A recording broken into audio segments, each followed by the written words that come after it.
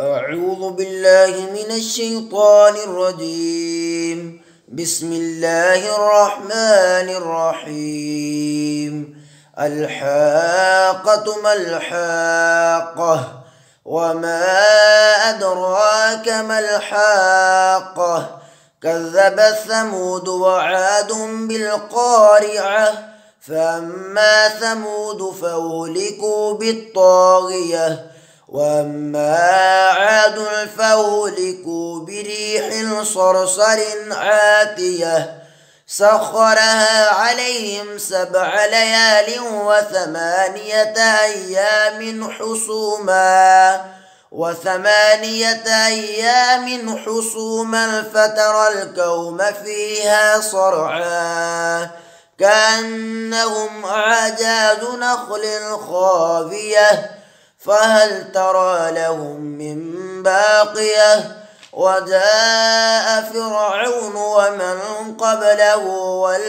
والمؤتفكات بالخاطية فعصوا رسول ربهم فأخذهم أخذة رابية إنا لما طغى الماء حملناكم في الجارية لنجعلها لكم تذكرة وتعيها أذن واعية فإذا نفخ في الصور نفخة واحدة وحملت الأرض والجبال فدكتا دكة واحدة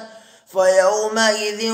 وقعت الواقعة وانشقت السماء فهي يومئذ واهية والملك على أرجائها ويحمل عرش ربك فوقهم يومئذ 8 يومئذ تعرضون لا تخفى منكم خافية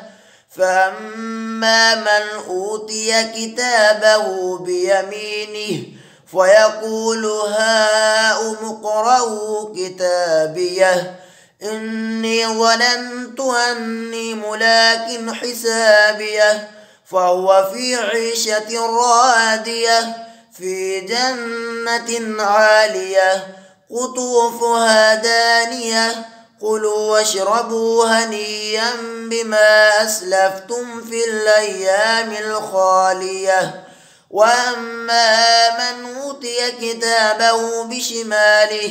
فيقول يا ليتني لم أوت كتابيه ولم أدر ما حسابيه يا ليتها كانت القاضية ما أغنى عني ماليه هلك عني سلطانيه خذوه فغلوه ثم الجحيم صلوه ثم في سلسلة ذرعها 70 ذراعا فاسلكوه إنه كان لا يؤمن بالله العظيم ولا يحض على طعام المسكين فليس له اليوم هاهنا حميم ولا طعام إلا من غسلين لا يأكله إلا الخاطئون فلا أقسم بما تبصرون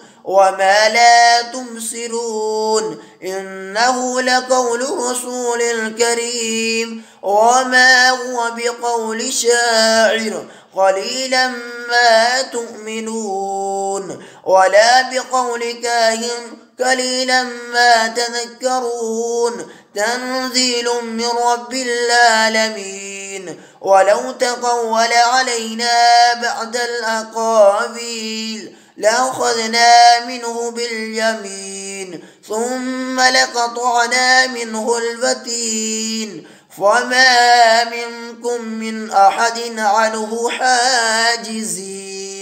وإنه لتذكرة للمتقين وإنا لنعلم أن